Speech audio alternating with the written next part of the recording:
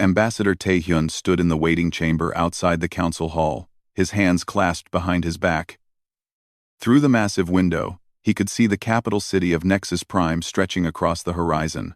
Buildings of crystal and metal reached toward the purple sky. Ships moved between them like schools of fish.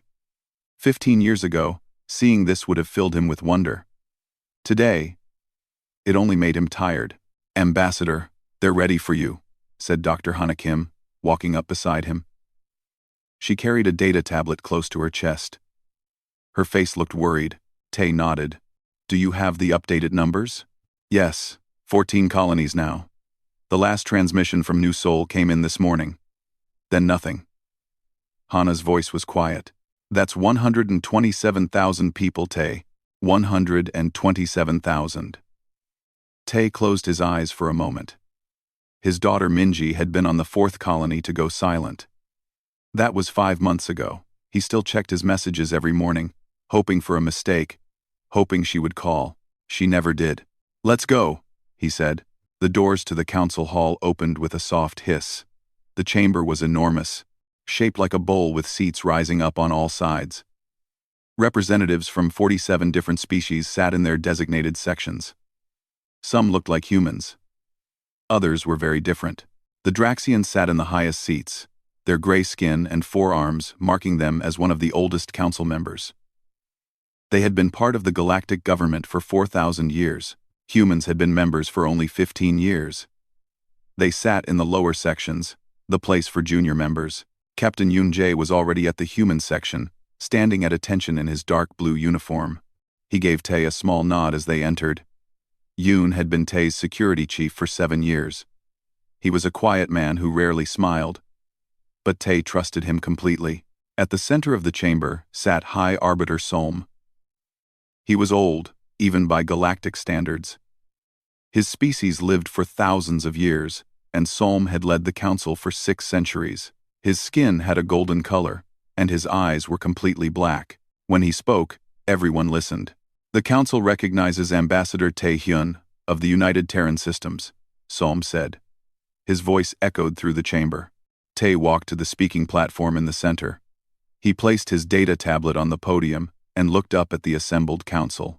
"Honorable Arbiter, members of the council, I come before you today to request immediate action. 14 human colonies on the frontier have ceased all communication in the past 6 months. We have sent investigation teams to 3 of these colonies. What we found," Tae paused, steadying his voice. "What we found were ruins, buildings destroyed, agricultural equipment burned, and no survivors." A murmur went through the chamber. Some council members leaned forward with interest. Others looked bored.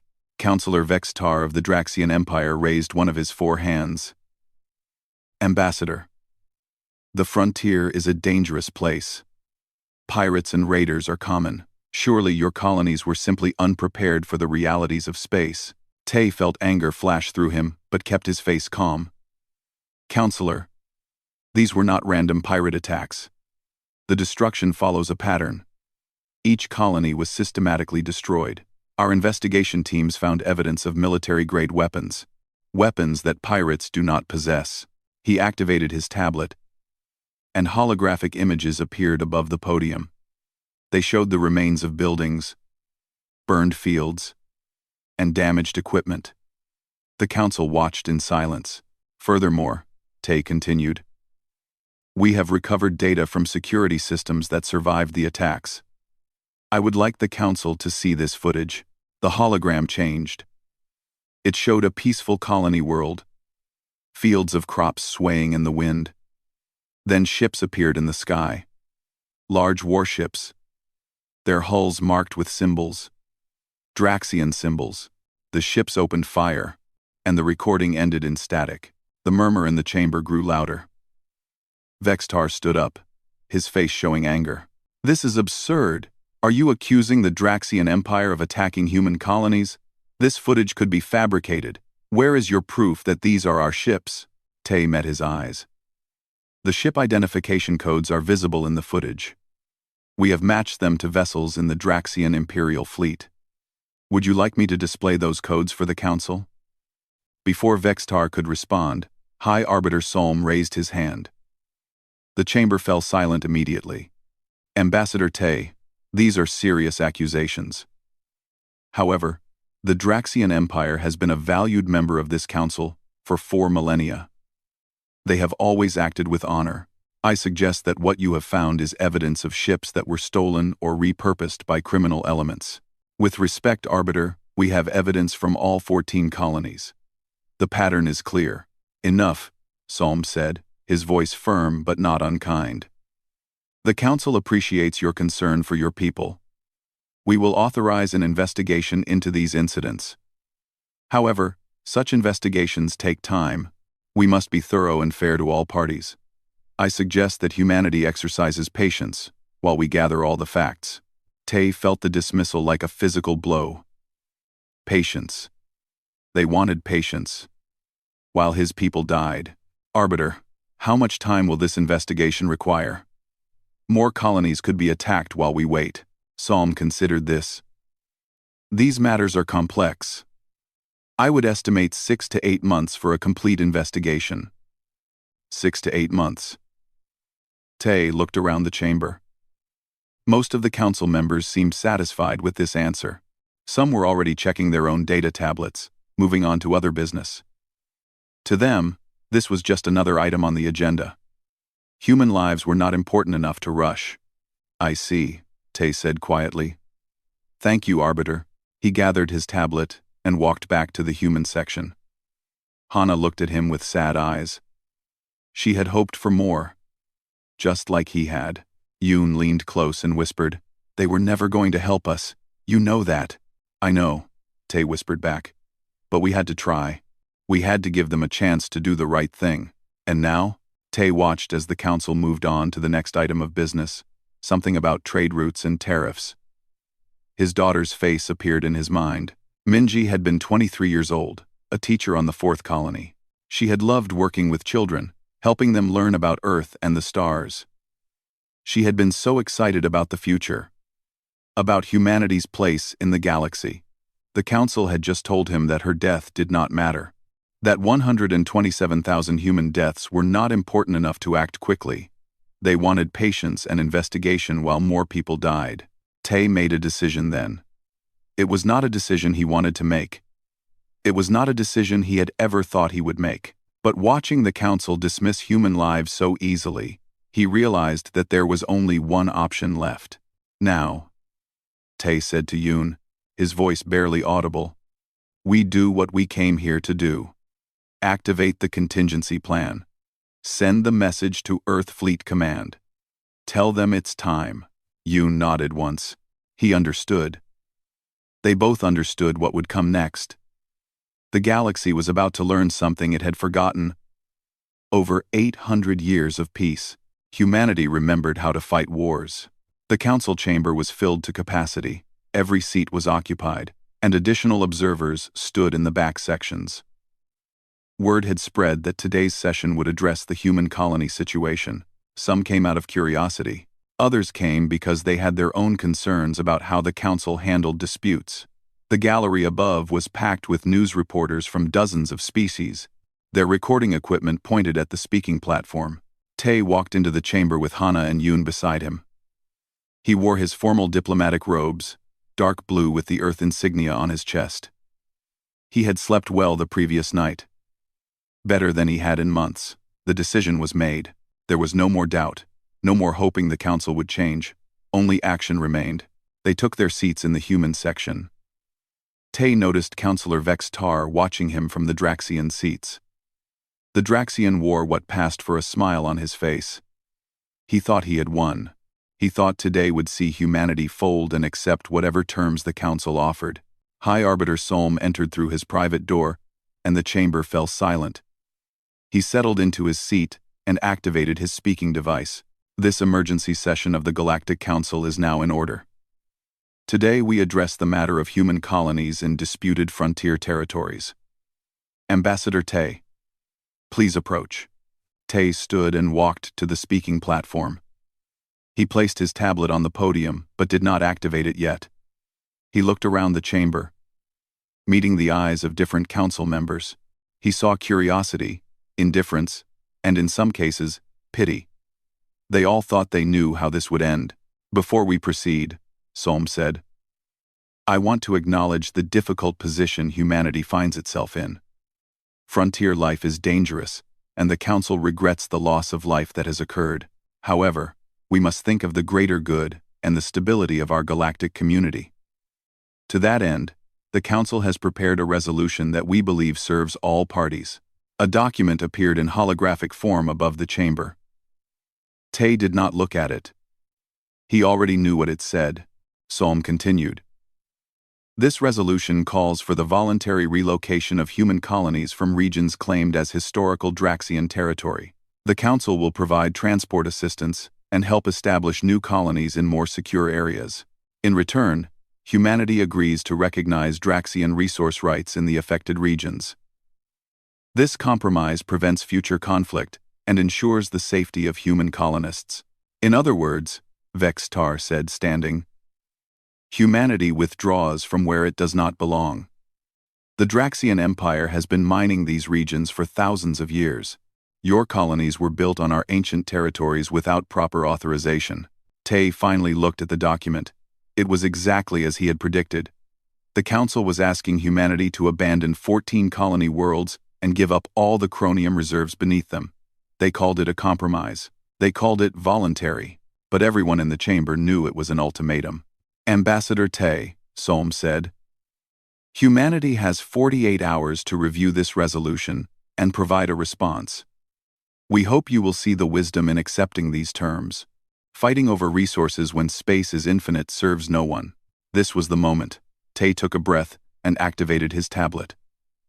The prepared speech appeared, words he had written and rewritten a dozen times. Then he swiped it away. He did not need it. What needed to be said came from deeper than words on a screen. High Arbiter, members of the Council, I thank you for this resolution, Tay said, his voice calm and clear. It makes many things clear that were previously unclear. It confirms what we suspected. It proves what we feared. And it gives me the opportunity to do something that I hoped would never be necessary. He saw confusion on some faces. Solm leaned forward slightly. Let me tell you about the fourth colony that went silent, Tay continued. It was called New Hope, population 8,000. Most of them were farmers. They grew food, not just for themselves, but for 6 other colonies. They had schools and parks. They had families. One of those families was the Park family. Min Park was a teacher. Her husband Jinho was an engineer. They had a daughter named Minji. She was 23 years old and loved her students. Tay paused. Minji was my daughter. The chamber was completely silent now. Every eye was on him. When New Hope went silent, I waited for news. I checked every report. I sent messages. I prayed to gods I do not even believe in. Then our investigation team arrived. They found ruins. They found evidence of orbital bombardment. They found Draxian weapon signatures. What they did not find was survivors. All 8,000 people were dead, including my daughter. He activated his tablet and images appeared above the chamber. Colony after colony. Destroyed buildings, burned fields. And names. Thousands of names, scrolling past. These are the 127,000 people who died while the Council investigated. While you discussed and debated and called for patience. Each of these names is a person. A life, someone's child or parent or friend.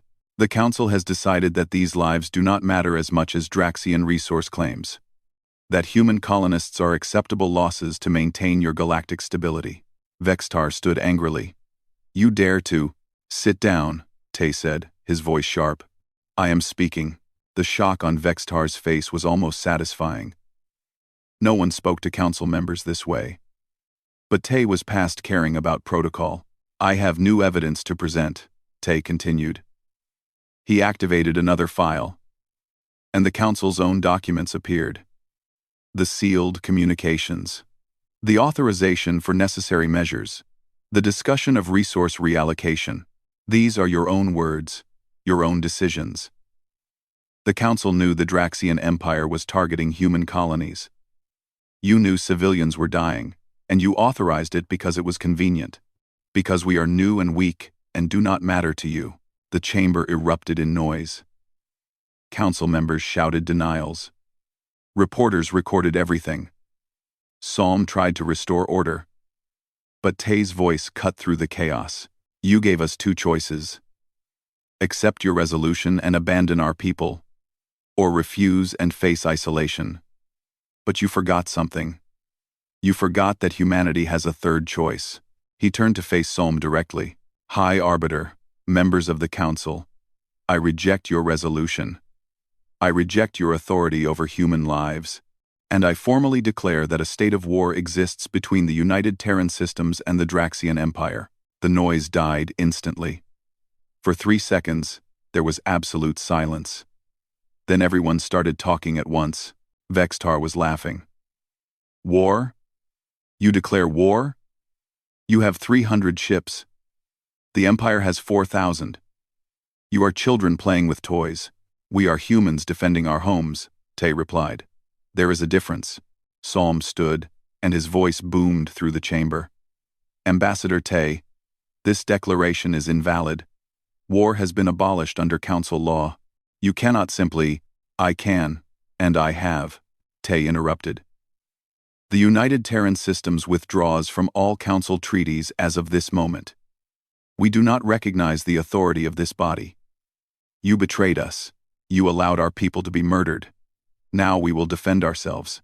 He looked at Vextar. The Draxian Empire has 48 hours to withdraw all forces from human territory and agree to pay reparations for the colonies destroyed. If these terms are not met, humanity will prosecute this war by any means necessary. Vextar stopped laughing. You threaten me? You threaten the Empire? We will crush you. We will reduce Earth to ash. You will beg for mercy before this is over. Maybe, Tay said, but we will make you remember us. Every ship you lose, every soldier who does not come home, you will remember that humanity stood here today and said no more. No more will you take our people. No more will you take our worlds. No more will anyone in this galaxy treat human lives as worthless. Psalm was trying to speak, but Tay continued. This broadcast is going to every species in the galaxy. They are watching us now.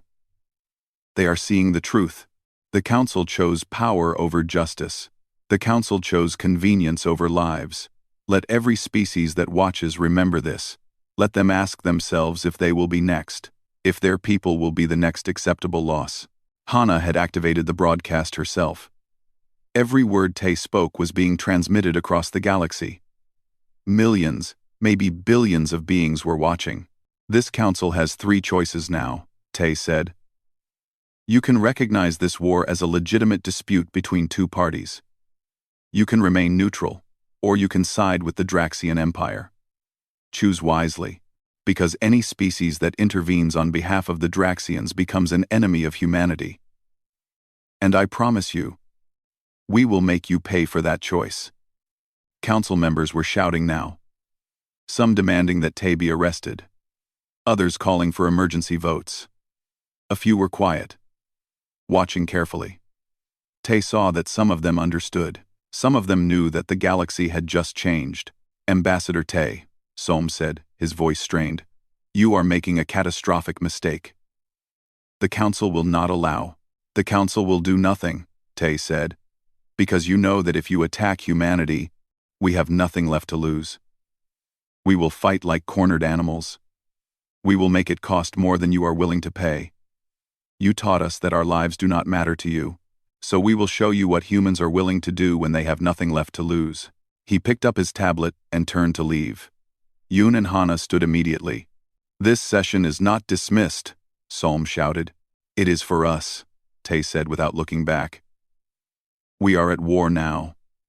We have more important things to do than listen to the Council pretend it cares about justice. They walked out of the chamber. Behind them, chaos reigned. The galaxy had not seen war in 800 years. The Council had believed it was extinct, that civilization had moved beyond such primitive behavior. They were about to learn differently. They were about to see what happened when you pushed humanity past the breaking point.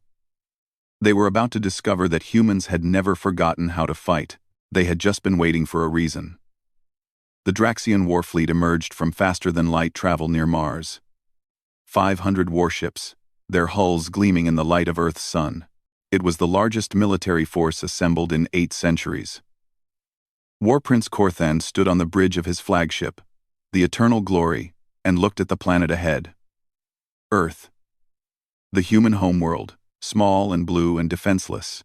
Begin scanning for their fleet, Korthan ordered. His 4 arms gestured at the displays. Show me where the cowards are hiding. The sensors officer worked quickly. My prince, I detect automated defense platforms around Mars and Earth. But no warships. No capital ships at all, Korthan laughed. They ran. The humans declared war and then fled from their own homeworld. Pathetic. Should we destroy the defense platforms? His weapons officer asked. Not yet. I want them to watch. Send a message to Earth. Tell them they have 1 hour to surrender. Tell them that War Prince Korthan offers them mercy if they submit now. If they refuse, we will burn their cities one by one until they beg for death. The message was sent. They waited. The human defense platforms remained silent. No reply came from Earth. Korthan smiled. They are too terrified to even respond. Begin the advance. We will show the galaxy what happens to species who forget their place. The Draxian fleet moved forward, entering the space between Mars and Earth. It was a standard formation, one that had been used successfully for thousands of years. The largest ships at the front, protected by shields. Smaller ships on the flanks, support vessels in the rear. Every Draxian officer learned this formation in their first year of training. That was when the trap sprung. The space around the fleet suddenly filled with objects. Thousands of them. Small metal spheres, each no bigger than a human head. They had been floating dormant, painted black to avoid detection. The Draxian sensors had dismissed them as space debris. They were not debris. Contact! The sensors officer screamed. Multiple objects approaching at high speed. They're accelerating. The spheres activated their engines and became missiles. Simple kinetic kill vehicles, accelerated to incredible speeds. No explosives, no complex technology. Just mass and velocity. Each sphere weighed 10 kilograms. Each was traveling at 30,000 meters per second. When they hit, physics did the work.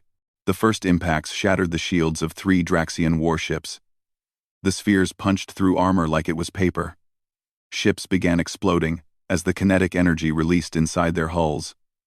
More spheres arrived, thousands of them. They swarmed the fleet like angry insects. Evasive maneuvers, Korthan shouted. Return fire. But there was nothing to fire at. The spheres were too small, too fast, and there were too many.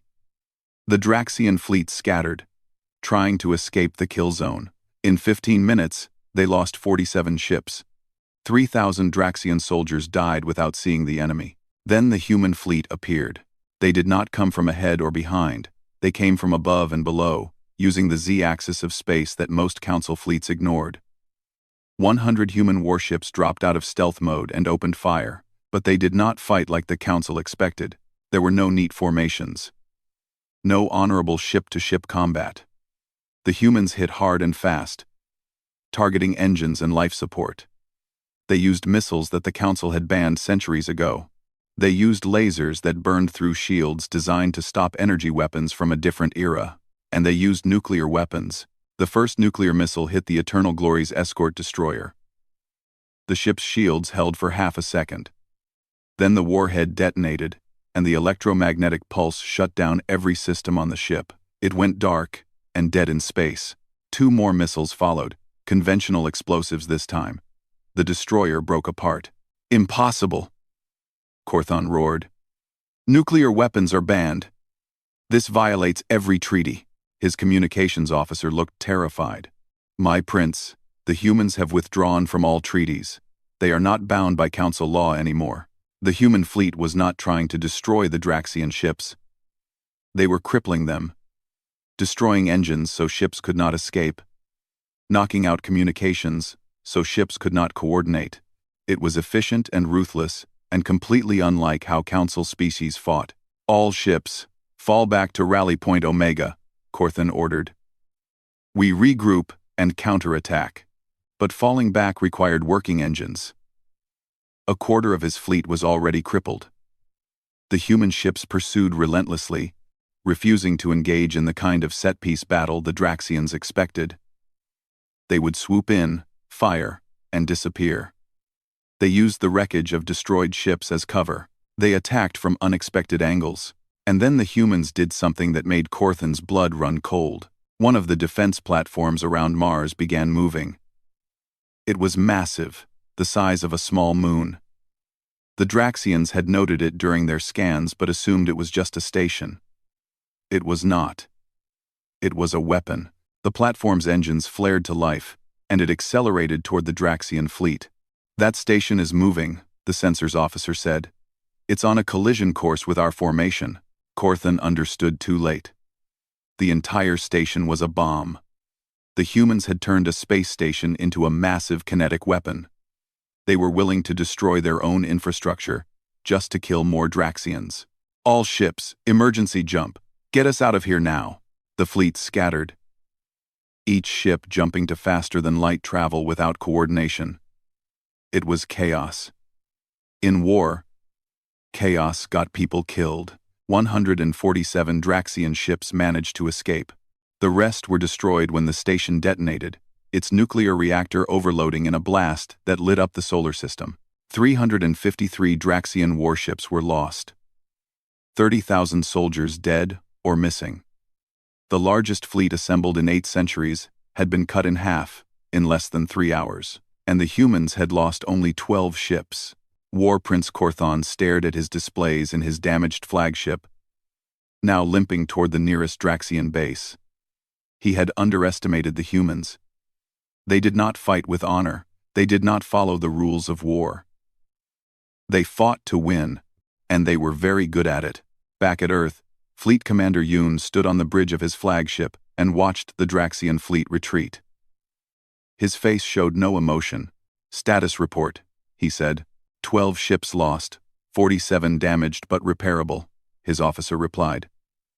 "We estimate 350 enemy ships destroyed. They're running." "Good. Send word to the second fleet. It's their turn. Hit the Draxian supply depot at Kepler 442. No survivors. Make sure they understand what it means to attack human colonies." "Sir, that depot has civilian contractors, families of soldiers." Yoon looked at him. "The Draxians did not spare our civilians. We will show them the same mercy they showed us. This is total war now. They wanted it. We will give it to them." "Sensive court," the officer nodded and sent the orders. Yoon turned back to watch Earth rotating peacefully below. His homeworld was safe. For now. But this was just the first battle. The war would be long and bloody. Humanity had spent 15 years being dismissed and ignored by the Council. They had spent those years quietly preparing for the day when patience ran out. That day had come. Across the galaxy, species watched the battle recordings with shock. The Council had expected the humans to lose quickly. They expected the Draxian Empire to crush this upstart species and restore order. Instead, they saw something that terrified them. They saw a species that remembered how to wage war. Not the ceremonial conflicts that the Council allowed. Real war. Brutal. Efficient. Total war. High Arbiter Solm called an emergency council session. Species who had been allies of the Draxian Empire for centuries suddenly became neutral. They remembered their own histories. Before the Council, when war was common, they remembered what total war looked like, and they decided they wanted no part of it. Humanity had shocked the galaxy with their declaration of war. Now, they were shocking the galaxy with their ability to wage it. The Draxian Empire was learning a painful lesson. They had picked a fight with the wrong species. Dr. Hana Kim broadcasted the battle footage to every corner of the galaxy. She added commentary, explaining each human tactic. She made sure everyone understood why the humans fought this way. The council species forgot what war truly is, she said in her broadcast. You turned it into a game with rules and honor. You forgot that war is about survival. The Draxian Empire tried to exterminate our colonies. They killed 127,000 civilians. They thought we would accept it because we are new and weak. They were wrong. We will show them what happens when you try to exterminate humans. We do not fight for honor. We fight to win. And we will burn down everything you have built if that is what it takes to protect our people. The broadcast reached billions. Some species were horrified. Others were quietly impressed. A few began to reconsider how they treated humanity. If 300 human ships could do this much damage, what would happen if Earth built 3,000? What would happen if humans decided the Council itself was a threat? War Prince Korthen sat in his quarters on his damaged flagship and realized he had made a terrible mistake. He had thought humans were weak.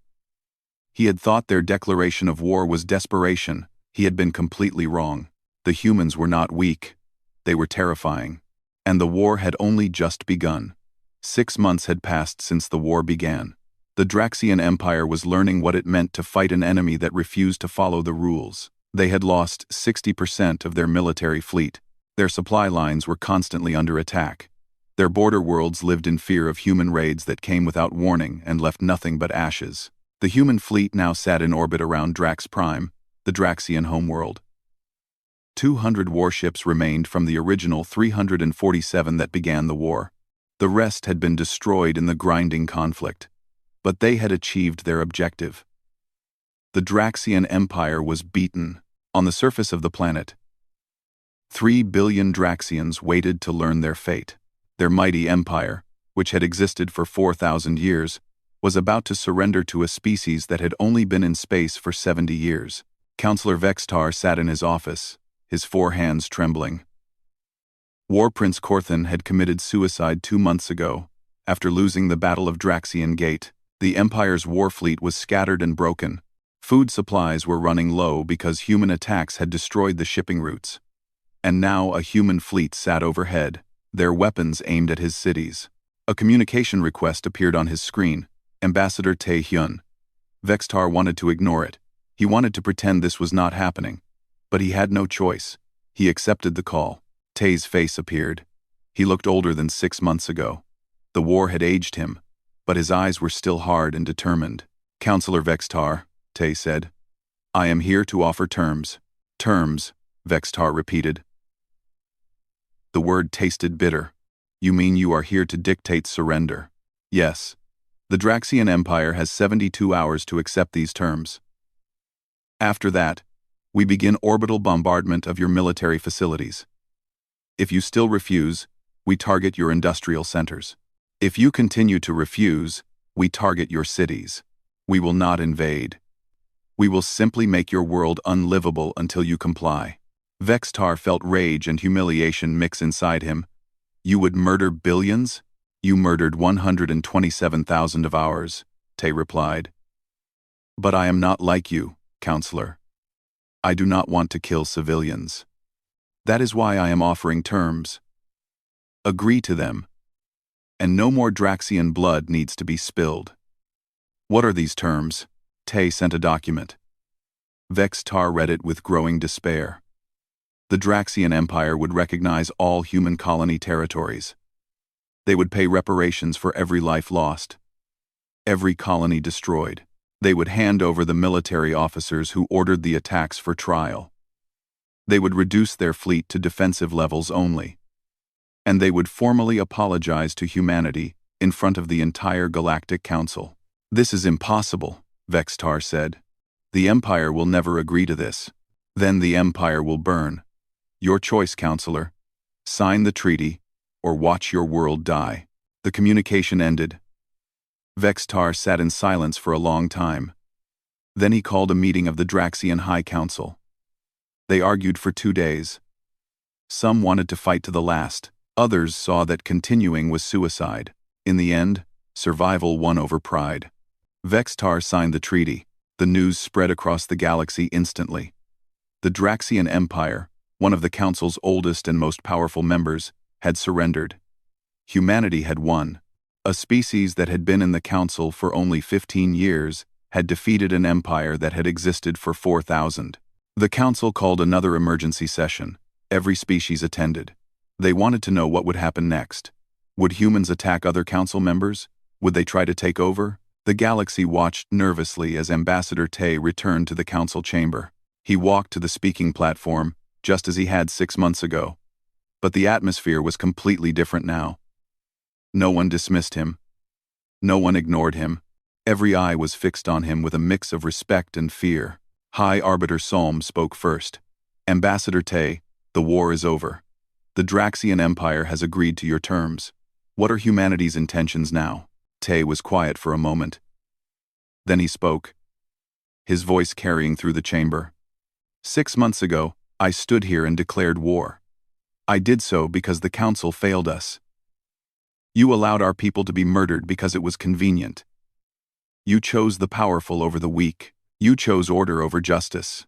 I told you then that we would make you remember us. I believe we have succeeded. Murmurs went through the chamber. Tay continued. But we did not want this. We did not want to become warriors. We did not want to learn how to wage total war. You forced us to become something we had tried to leave behind. Earth's history is filled with wars. Terrible wars that killed millions. When we reached the stars, we hoped we were done with that. We hoped the galaxy would be better. You proved us wrong. He looked directly at Psalm. The Council is broken. Not because we broke it, because it was always broken. It protects the powerful and ignores the weak. It maintains order through fear and convenience, not through justice.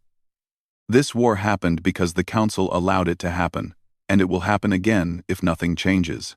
What do you propose? Solm asked carefully. New laws, new protections. Every species in the Council, no matter how new or small, must be protected equally. Attacks on colonies must be treated as acts of war, not as regional disputes. Resources cannot be stolen simply because one species is older or stronger. And most importantly, the Council must have the courage to act when its members commit crimes. You knew what the Draxian Empire was doing. You did nothing. That must never happen again. 1. Several Council members nodded. Others looked uncomfortable. Tay was demanding they change 8 centuries of tradition. And if the Council refuses these changes? Vextar asked bitterly. He sat in the lower seats now, stripped of his high position. Then humanity will remain outside the Council, Tay said. We will protect ourselves and any other species that needs protection. We will be the force that you refuse to be. And gradually, the Council will become irrelevant, because no one will trust it to keep them safe. Psalm considered this. He was old, even by his species' standards. He had seen the rise and fall of civilizations. He recognized a turning point when he saw one. The Council will vote on these proposed changes, Psalm said. But first I must ask, will humanity rejoin the Council if these changes are made? Tay looked at Yoon and Hana. They nodded. He turned back to Psalm. Yes. We will rejoin. Not because we need the Council, but because the Council needs us. You need species who remember what justice means, who will stand up when others are oppressed, who will fight when fighting is necessary. The galaxy has been at peace for 800 years. That peace made you soft. It made you forget that sometimes peace requires strength. Sometimes justice requires force. We will be that strength. We will be that force. But only if the Council proves it deserves our trust.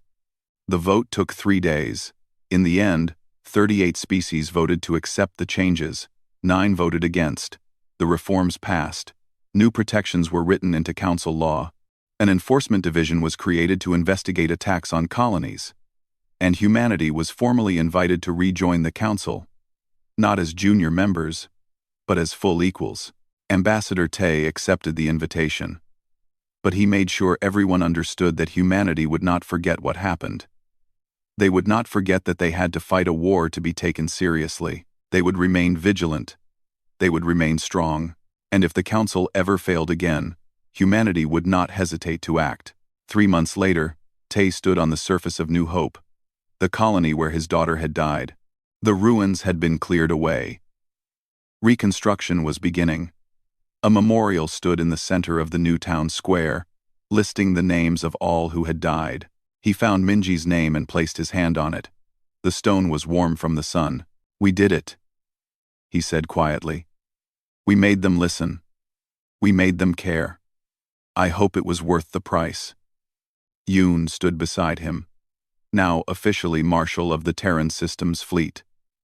243 ships lost, 47,000 human soldiers dead, plus the civilians who were killed before the war started. "That's the price we paid for justice. Was it worth it?" Tay asked. "Yes," Yoon said without hesitation. "Because now, no one will ever ignore us again. No one will ever think human lives are worthless. We taught the galaxy that we will defend ourselves, that we will fight for our people. That is worth any price." Hana joined them, carrying a small tree in a pot. It was from Earth. A cherry blossom. She planted it beside the memorial. "This will grow," she said. "And in a few years, it will bloom. People will sit under it and remember what happened here. They will remember that we stood up, that we said no, and they will make sure it never happens again." A young woman approached, wearing the uniform of the colonial administration. Her name tag said Ensign Suji. She saluted Tay. "Ambassador, the new settlers are arriving tomorrow, 2,000 families. They asked me to thank you for making this possible, for fighting for them." Tay returned the salute. "We fought for all of us, Ensign. Make sure this colony thrives. Make sure the people who died here did not die for nothing." "Yes, sir, I will." She left to continue her work. Tay, Yoon, and Hana stood by the memorial as the sun set on New Hope. The colony had been destroyed, but it would rise again, stronger than before, protected by the knowledge that humanity would fight for it. Across the galaxy, other species watched humanity carefully. They had seen what humans could do when pushed to the edge. They had seen the brutality and efficiency of human warfare. Some feared them, others respected them, all of them remembered. The Draxian Empire was rebuilding, smaller and humbler than before. They would never threaten human colonies again. The Council was reformed, with new laws and new enforcement. And humanity had earned its place not through patience or pleading, but through strength and determination. The galaxy had changed. 800 years of peace had ended not because humanity wanted war, but because the Council had forgotten that peace must be protected. Justice must be defended, and sometimes, the cost of being heard is the willingness to fight. Ambassador Tay looked up at the sky as stars began to appear. Somewhere up there, the Council was in session. Earth's new representative was speaking on trade regulations or scientific cooperation or one of 1,000 mundane matters that kept the galaxy running. Humanity was part of that galaxy again, but on their own terms. And if anyone ever forgot what happened when you threatened human lives, there were monuments on 14 colony worlds to remind them. There were 243 destroyed warships floating in space as wreckage. There were songs and stories spreading across human worlds about the war they had won against impossible odds. The galaxy would never underestimate humanity again. They had learned their lesson. And Tay had kept his promise to his daughter. He had made sure her death mattered. He had made sure the galaxy remembered.